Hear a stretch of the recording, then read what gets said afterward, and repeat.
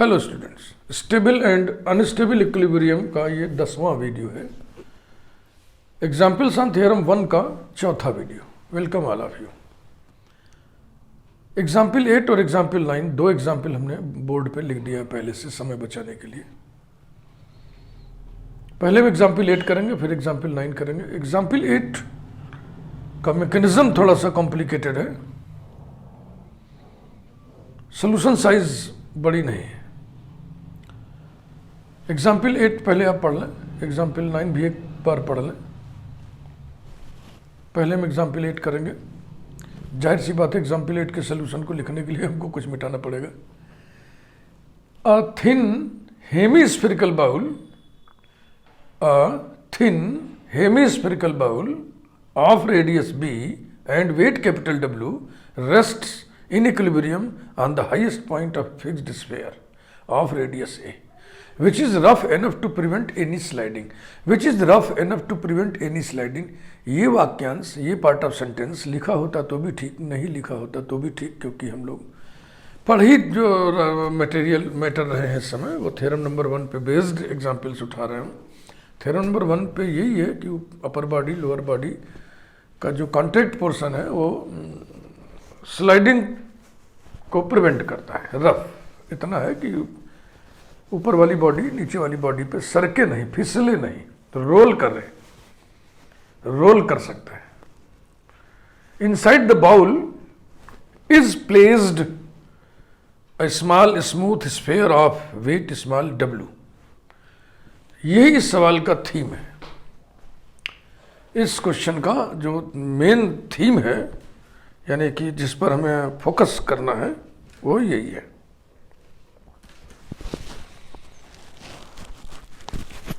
ये जो small W wait है, ये कहाँ रखा हुआ है? Inside the bowl. जो हेमिस्फेरिकल बाउल ऊपर वाला है उसके अंदर एक वेट रखा हुआ है स्मॉल W। अब आप कहेंगे फिगर में तो सर आपने स्मॉल W को ऊपर यहाँ पे दिखा रखा है। कैपिटल W हेमिस्फेरिकल बाउल का वेट है जो हेमिस्फेरिकल बाउल के सेंटर ऑफ ग्रेविटी पे एक्ट करेगा। इसके अंदर एक वेट स्मॉल W रखा हुआ है, उसे हमने यहाँ दर्शा रखा है। यही मैकेनिज्म, यही थीम इस क्वेश्चन का है, यानी तत्व की जान इसी में बस रही है। इसी को समझने के लिए हमने ये फिगर के लिए अलग से एक पेज टांग रखा है।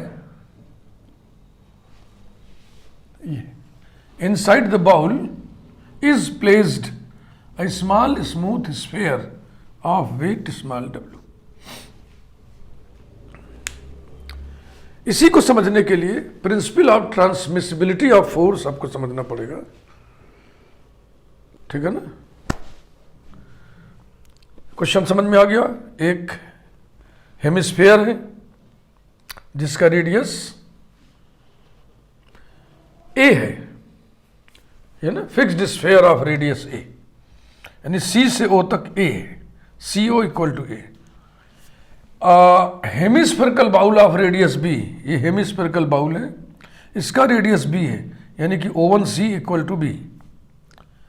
एक वर्ड इसमें और लिखा हुआ है, उस पर भी हमें ध्यान देना है, नहीं तो गलत कर बैठेंगे। ये जो वर्ड है थिन, हेमिस्फेरिकल बाउल अर्धगोलीय कटोरा थिन है, पतला है, इसलिए this hemispherical bowl behaves like a hemispherical shell. Hemispherical shell की centre of gravity radius of symmetry पर स्थित होती है और मिडिल पे होती है, रेडियस के मिडिल पे। रेडियस ऑफ सिमेट्री यानी कि जैसे देखो, ये भी रेडियस है, यहाँ से लाइन खींचे, ये भी रेडियस है, ये भी रेडियस है, ये भी रेडियस है, ये भी रेडियस है, लेकिन ये रेडियस ऑफ सिमेट्री है, माने इस रेडियस के about shape and size symmetrical है। जो शेप एंड साइज इधर है वही शेप एंड साइज इधर है, तो इसको बोलेंगे रेडियस ऑफ सिमेट्री। इस पर स्थित होता है centre of gravity hemispherical shell का, और वो मिडिल पे होता है, यानी कि OG1 बराबर होगा OC/2। O नहीं, O1 G1 equal to O1C/2। O1C O1c radius हो गया b और O1G1 उसका आधा b/2। ये डेटा आपको दिमाग में रखना पड़ेगा। अगर ये सॉलिड हेमिस्फीयर होता तो फिर उसका डेटा अलग होता है। उसका डेटा यहाँ से यहाँ तक 3 × radius by 8, 3/8 of the radius 3 है ना। ये डेटा हम लोग यूज कर चुके हैं पिछले वीडियो में। Principle of transmissibility of force पढ़िए। A force acting at any point of a rigid body along a line. A force rigid body के किसी भी पॉइंट पर एक्ट करे एक लाइन के अलोंग, कैन बी सपोज्ड, उसको हम सपोज कर सकते हैं, सपोज किया जा सकता है, can be supposed to act at any other point in the body in the line of action. ये प्रिंसिपल ऑफ ट्रांसमिसिबिलिटी। यानी कि ये जो कैपिटल W स्मॉल W जो इसके अंदर रखा हुआ है यहाँ पे, अब भाई रखोगे तो यही टल्ली पे तो आके टिकेगा। उसका लाइन ऑफ एक्शन कौन सा है? ये लाइन है। A force acting at any point of a rigid body along a line can be suppose to act at any other point in the body in the line of action. तो small W का जो line of action है, इस पर हम small W को किसी भी पॉइंट पर एक्ट करता हुआ सपोज कर सकते हैं। तो हमने इसको सपोज कर लिया है कि ये स्मॉल W O1 पे एक्ट कर रहा है, जबकि ये है रखा हुआ यहाँ। इसके अंदर रखोगे तो यहीं तो आएगा भैया, लेकिन हम सपोज करेंगे कि वो यहाँ रखा हुआ है। और सपोज कर सकते हैं, किस अधिकार से कर सकते हैं? By the virtue of principal of transmissibility of force. दूसरी बात इसमें जो मार्के की है वो इस फिगर में लिखा हुआ है। इसे जूम करके आप बढ़िया से देखिएगा। ये स्फीयर है, ये हेमिस्फेरिकल बाउल है। इसको हम रोल कर रहा है, स्लिप नहीं कर रहा है, ये फिसल नहीं रहा है, ऐसे रोल कर रहा है। हर स्थिति में स्मॉल W का line of action hemispherical bowl के सेंटर से ही होके जाएगा। यही चीज इसमें समझाया गया है हर स्थिति में।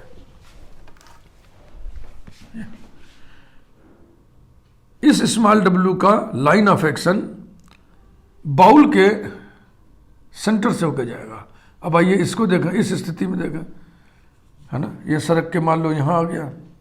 दूसरा वाला फिगर देखिए, दूसरा वाला कहीं भी सड़क के आएगा तो वो इसी बाउल के सेंटर से होकर जाएगा। ये देखिए, ये ध्यान से देखोगे, ये देखो किनारे वाला देखो, ज़्यादा स्पष्ट दिखाई पड़ेगा।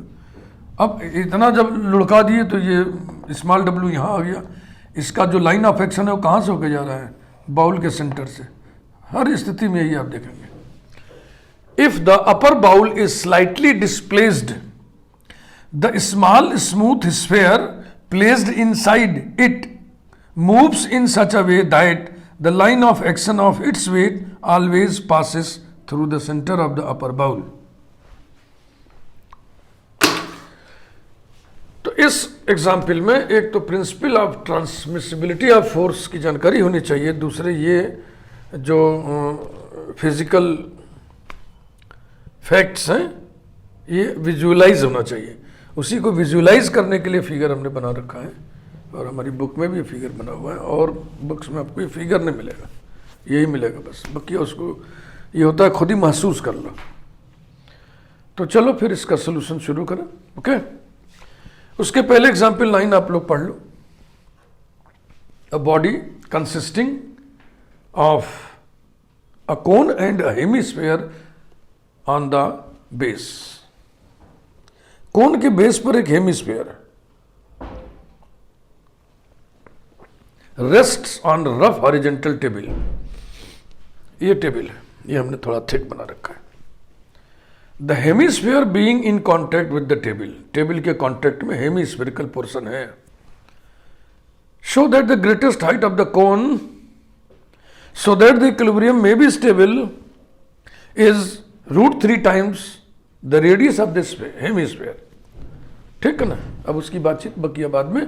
आइए इसके सोल्यूशन को हम लोग लिखना शुरू करें।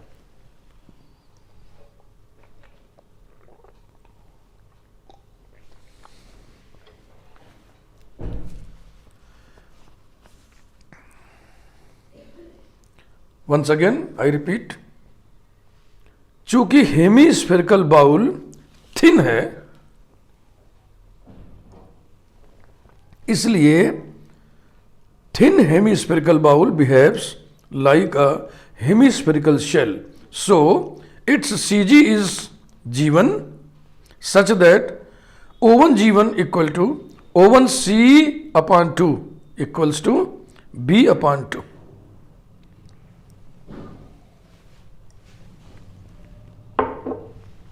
Next, if the upper body is slightly displaced, look here. If the upper bowel is slightly displaced, the small smooth sphere placed inside it moves in such a way that the line of action of its weight small w always passes through O1. Okay? Thus, so far as the question of the stability of the bowel is concerned, the weight small w may be taken to act at the center O1. Look the figure. By the principle of transmissibility. बस यही सब main बातें हैं.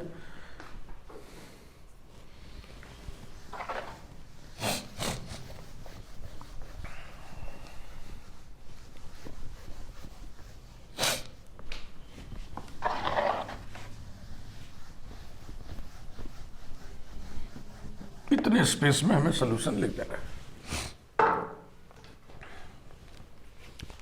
Start. Thin hemispherical bowl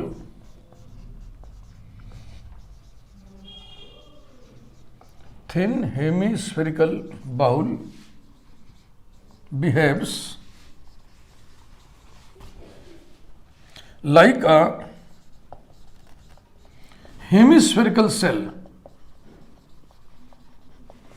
Hemispherical cell, SHELL.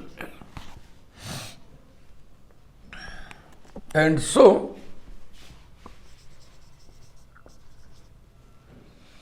its CG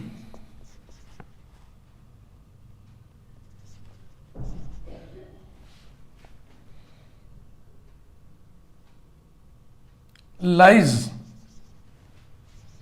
on the symmetrical radius या radius of symmetry ऐसे भी लिखते हैं, on the radius of symmetry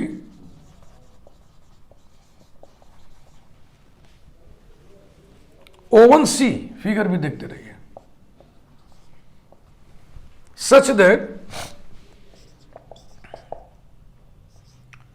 it's CG G1, इसको भी लिख दे, it's CG G1 lies on the radius of symmetry O1C such that O1G equal to O1C upon 2 equals to B upon 2. पहली बातचीत तो ये रही. दूसरी बातचीत ये लिखने जा रहे हैं. If the upper bowl is, यही लिखने जा रहे हैं. If the upper bowl is slightly displaced,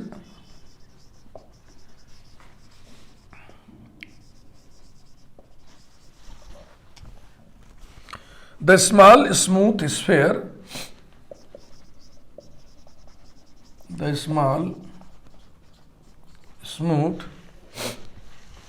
sphere placed inside it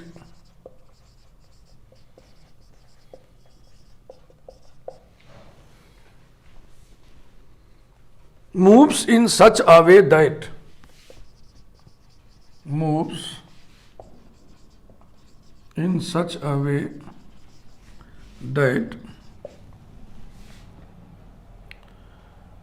the line of action of its weight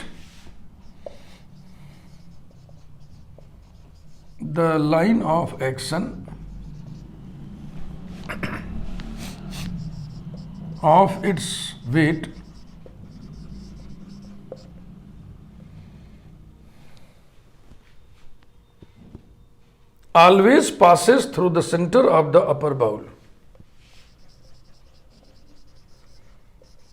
always passes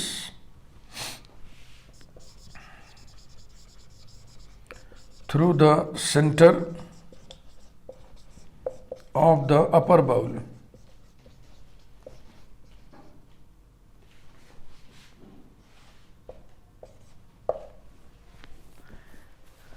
ठीक। अगर आप लिख रहे हो तो लिख लीजिए, नहीं तो बाद में लिखिएगा स्क्रीनशॉट लेके। मैं ऊपर की 2-3 लाइनें मिटा रहा हूं।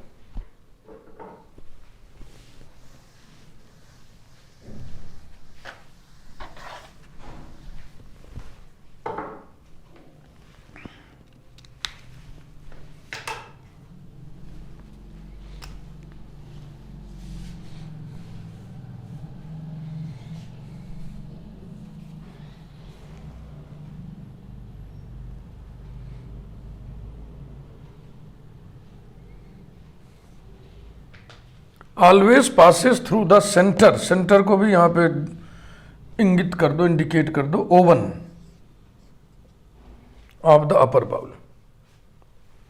10 so far as the question of the stability, 10 so far FAR far, so far as the question of the stability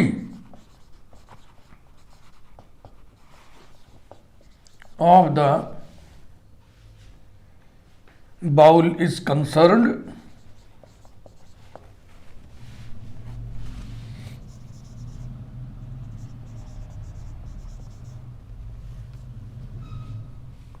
the weight small w may be taken, the weight small w may be taken to act at oven, at oven। और इस किस अधिकार से ऐसा कर रहे हैं, यहां पे लिखिए by the principle of, by the principle of the transmissibility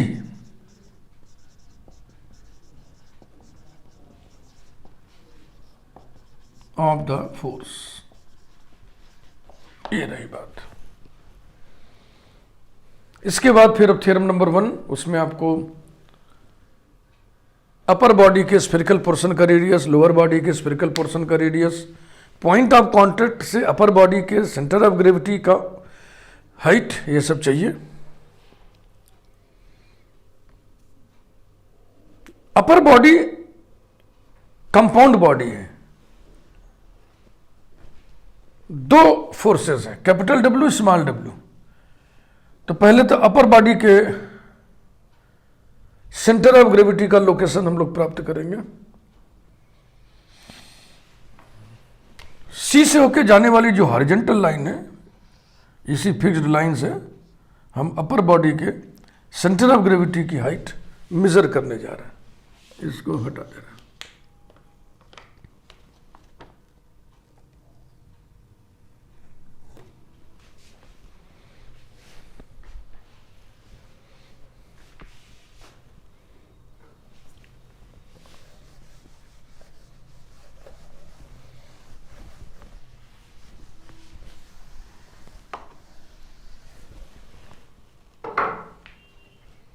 Let h be the height of the center of gravity,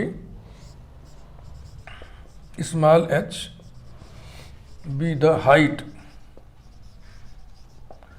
of the center of gravity of the upper body, bracket में लिखना which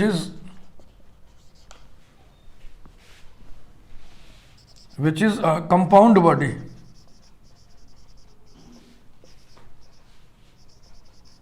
consisting of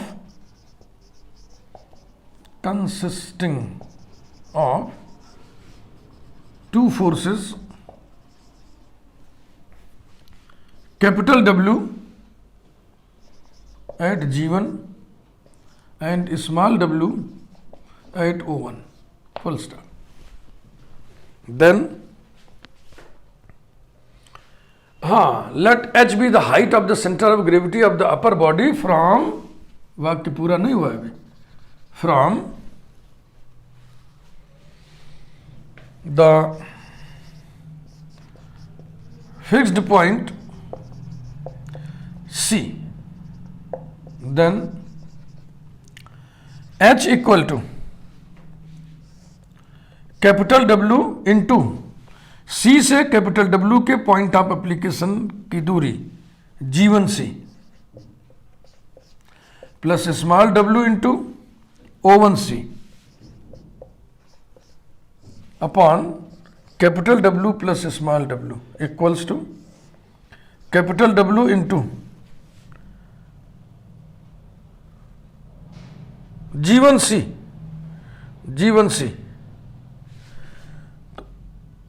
O1 G1 B/2 है, O1 G1 B/2 है तो G1C भी B/2 होगा, तो ये हो गया B/2 plus small w into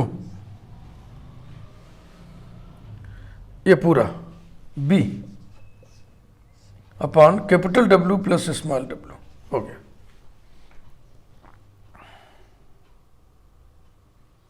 ठीक है भाई। आल्सो थ्योरम नंबर 1 के स्टेटमेंट में जो स्मॉल r हम लिखते थे, स्मॉल r माने अपर बॉडी के स्फेरिकल पोर्शन का रेडियस, वो यहां पे स्मॉल b है। कैपिटल R लोअर बॉडी के स्फेरिकल पोर्शन का रेडियस यहां पे स्मॉल a है ना। तो अब स्टेबिलिटी की बात हमें करनी है, आइए करें।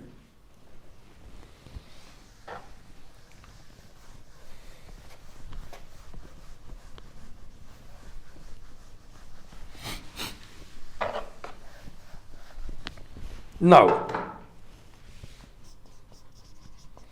for stable equilibrium,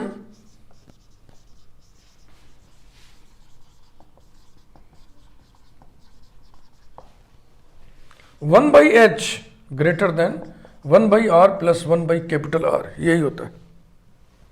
that is 1 by h यहां से लिखें capital W plus small w upon capital W into B/2 plus small w into B greater than 1 upon B plus 1 upon A implies that, या equals to A plus B upon AB।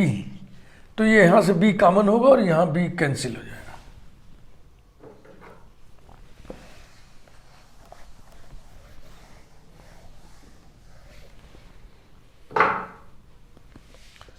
implies that capital W plus small w upon capital W/2 plus small w, है ना, B cancel कर रहे हैं, greater than A plus B upon A।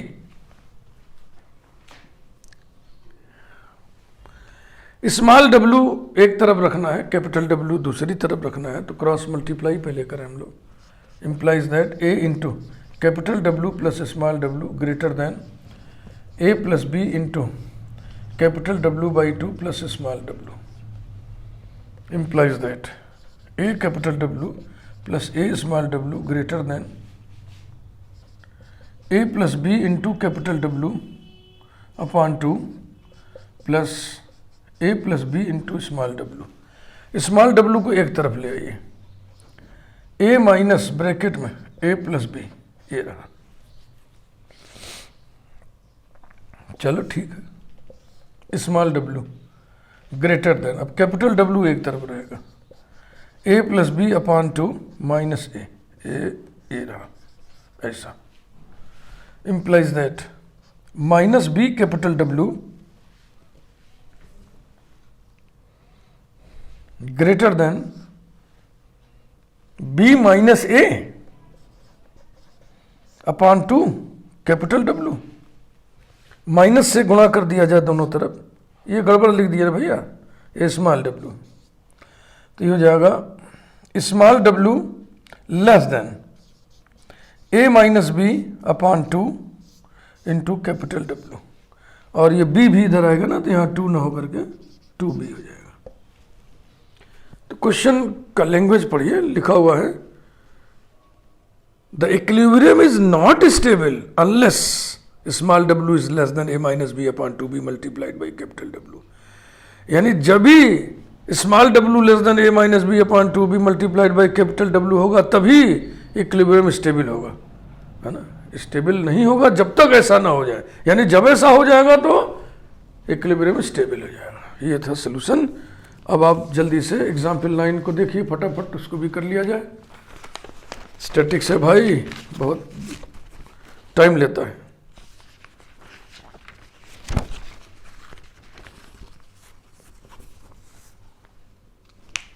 Example 9 में देखो बच्चों, lower body plane surface है ना, तो कैपिटल R बराबर इन्फिनिटी हो गया। Upper body is a compound body consisting of a cone and a hemisphere. Hemisphere, hemispherical bowl नहीं लिखा हुआ है, हेमिस्फीयर लिखा है, सॉलिड हेमिस्फीयर। तो पहले तो हम अपर बॉडी के सेंटर ऑफ ग्रेविटी को लोकेट करें।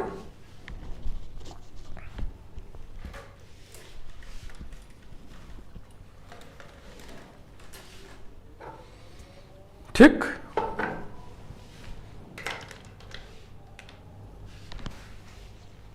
यहां पे हमने सब डेटा लिख ही दिया है। कोन की हाइट हमने h मान लिया है, बाउल का रेडियस हमने स्मॉल r मान लिया है, क्योंकि क्वेश्चन में कहीं लिखा नहीं हुआ, ये डेटा सब नहीं लिखा हुआ है। तो जो फिगर में सब लिखा है, डिस्क्रिप्शन नहीं लिखा है, समय बचेगा ना थोड़ा। अच्छा, ये सब आपको मालूम है ना। कोन का सेंटर ऑफ ग्रेविटी कहाँ होता है? हाइट पर नीचे काफी स्थित होता है। कितना स्थित होता है? ये पूरी हाइट का 1/4 यहां से और 3/4 यहां से। तो हम यहां से लिए ना G1O बराबर हाइट अपॉन 4। वैसे ही हेमिस्फीयर का जो सेंटर ऑफ ग्रेविटी है वो बेस से ये 3 इंटू रेडियस बाई 8, यहां से 5 इंटू रेडियस बाई 8 होता है।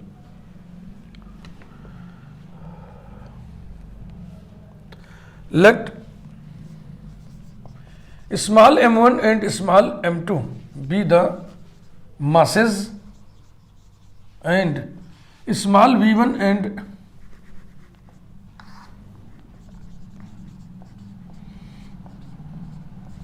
be the volumes of the cone and hemisphere of the cone and the hemisphere।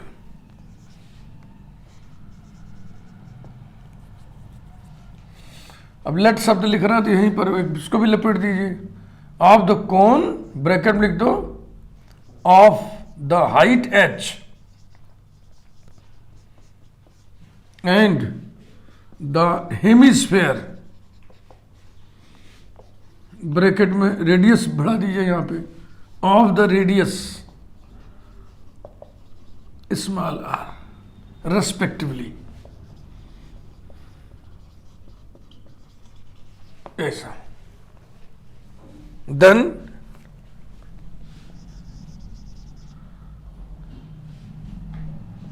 m equal to, हाँ ऐसे लिखता है, m equal to density into volume. ये जो फार्मूला है ये आपको देगा, gives m1 equal to rho v1 and m2 equal to rho v2। Hemisphere के लिए भी और कोन के लिए भी डेंसिटी हमने एक ही रखा है, क्योंकि ये जो बॉडी है ये एक ही मटेरियल का बना हुआ है, इसलिए पूरा एक ही धातु से बना हुआ है। तो डेंसिटी दोनों में हम एक ही रखे हुए हैं, क्योंकि ऐसा कुछ लिखा नहीं है ना। ये देखो, अ बॉडी, एक बॉडी है, उसके दो हिस्से हैं, एक कोनिकल शेप है, एक हेमिस्फेरिकल शेप है, एक ही बॉडी, इसलिए डेंसिटी दोनों हिस्सों का बराबर बराबर रखा गया है। Let h be the height of the centre of gravity of the combined body, let small h be the height of the center of gravity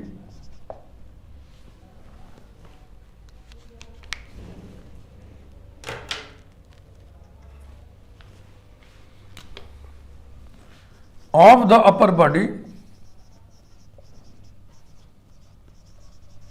और क्लियर करिए अपर बॉडी माने consisting cone ABD and a hemisphere BCD bracket 1 from the fixed point capital C।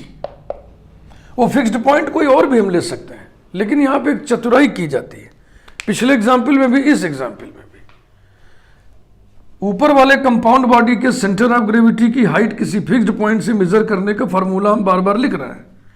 वो fixed point हम कोई भी ले सकते हैं, लेकिन उस फिक्स्ड पॉइंट को हम अपर बॉडी लोअर बॉडी के पॉइंट ऑफ कॉन्टैक्ट को ही ले रहे हैं। क्यों? क्योंकि हमें जरूरत पड़ती है ना थ्योरम नंबर 1 का रिजल्ट लगाने के लिए। उसमें जो स्मॉल h होता है वो अपर बॉडी के सेंटर ऑफ ग्रेविटी की हाइट होता है पॉइंट ऑफ कॉन्टैक्ट से।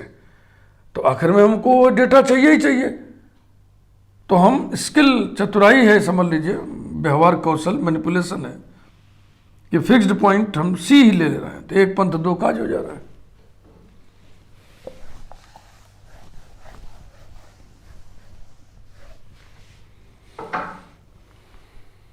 देन H इक्वल टू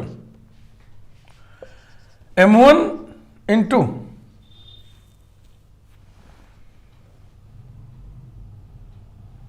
ठीक है ना। अब M1 जहां पे है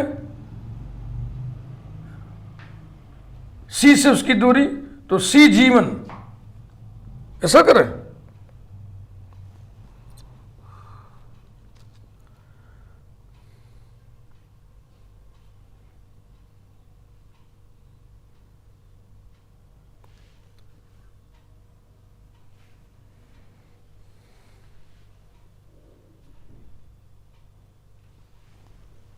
CG1 plus M2 into CG2 upon small m1 plus small m2, और इसको सिंप्लीफाई करिए। स्मॉल m1 माने रो v1 इंटू CG1। CG1 कितना होगा? C से O तक प्लस OG1, C से O तक प्लस OG1 प्लस M2 माने रो V2 CG2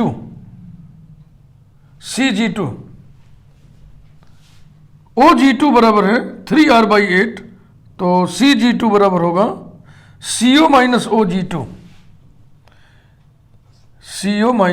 OG2 ये रहा upon M1 row V1 plus row V2।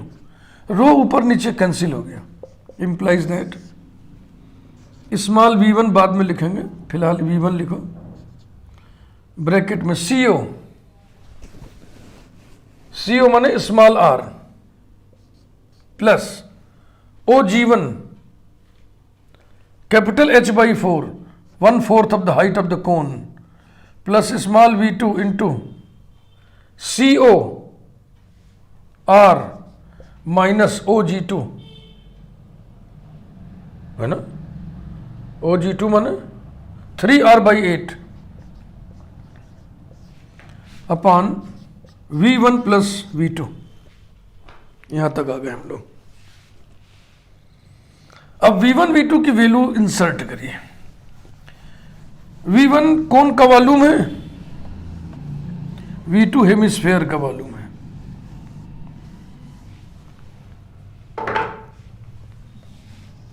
implies that H equal to V1 volume of the cone. Volume of the cone कितना होता है? 1/3 pi R² H। 1/3 pi are square H, ये हो गया V1 की जगह 1/3 pi are square capital H, R ये radius वो जो कि इतना होगा, इनटू ब्रैकेट में are plus capital H by 4 plus V2। Hemisphere का वॉल्यूम स्फीयर के वॉल्यूम का आधा होगा, स्फीयर का वॉल्यूम होता है 4 पाई बाई 3 रेडियस क्यूब, तो ये हो जाएगा 2 pi by 3 radius cube, 2 pi by 3 radius cube, और ब्रैकेट में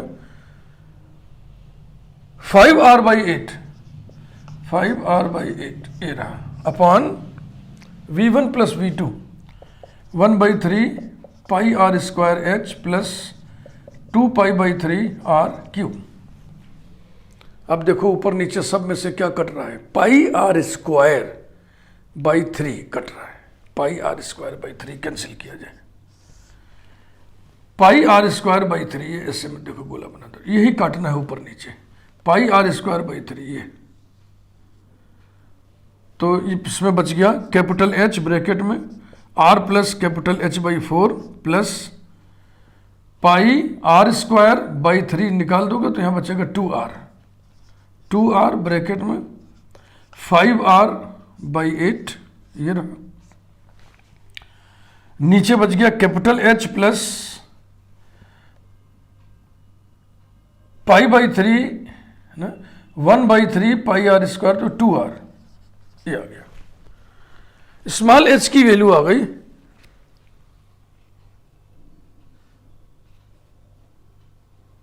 हाँ, चाहे तो हम 4 से ऊपर नीचे मल्टीप्लाई कर दें, क्योंकि यहां भी देखो बाई 4 आ रहा है ना, तो 4 से मल्टीप्लाई कर दिया तो ये हो गया h ब्रैकेट में 4r प्लस कैपिटल h और plus 5r square upon 4h plus 8r। अब आइए थ्योरम नंबर 1 की बातचीत करें। स्टेबिलिटी के लिए, इक्विलिब्रियम के स्टेबिलिटी के लिए क्या शर्त होनी चाहिए?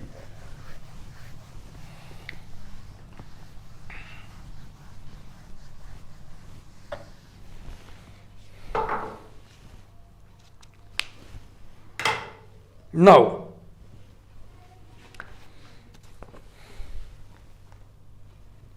ये ऐसे लिखे also small r equal to, small r का मतलब क्या हुआ? स्मॉल आर का मतलब हुआ अपर बॉडी के स्फेरिकल पोर्शन का रेडियस, तो अपर बॉडी तो पूरा है, स्फेरिकल पोर्शन ये है, इसका रेडियस स्मॉल आर है, तो small r. Capital r lower body के स्फेरिकल पोर्शन का रेडियस, चूंकि ये प्लेन फेस है तो रेडियस इसका इन्फिनिटी लेते हैं। Now for stable equilibrium, for stable equilibrium 1/h greater than 1/r plus 1/R, that is 1/h माने इसको उल्टा करके लिखा जाए 4 capital H plus 8R upon capital H bracket में 4R plus capital H plus 5R square greater than 1 small r plus 1 infinity equals to 1 small r। अब क्या किया जाए? अब क्रॉस मल्टीप्लाई किया जाए बस,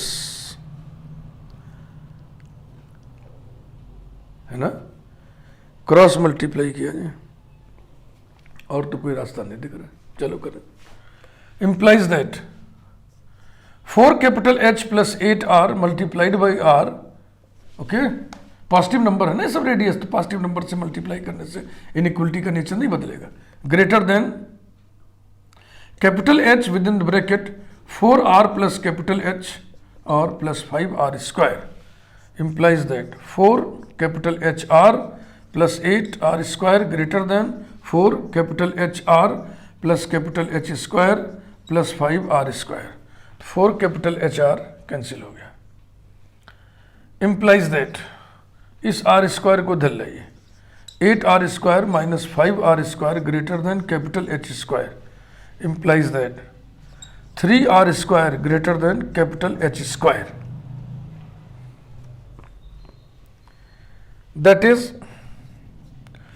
capital H square is less then 3R square, implies that capital H is less then R√3, यही prove करना था। हाइट ऑफ द कोन, हाँ लैंग्वेज पढ़िए क्वेश्चन का, लैंग्वेज पढ़ना होगा ना। शो दैट क्या करके लिखा हुआ है, show that the greatest height of the cone so that the equilibrium may be stable is √3 times the radius of the hemisphere. तो ग्रेटेस्ट हाइट यही तो हुआ ना, माने H का मान इससे कम ही होना चाहिए, इससे ज्यादा नहीं होगा। हाइट इससे कम ही होना चाहिए, इससे ज्यादा नहीं होगा। इससे तनिक भी ज्यादा हुआ तो स्टेबिलिटी बिगड़ जाएगी। तो यही आंसर में लिख दो। thus for stable equilibrium,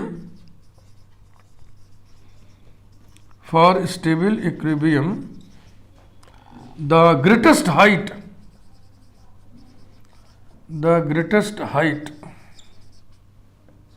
of the cone is √3 times the radius of the hemisphere। तो दो एग्जाम्पल करने में हमको लगता है 30 मिनट से ज़्यादा का वीडियो हो गया होगा। यस 42 मिनट्स का वीडियो हो गया।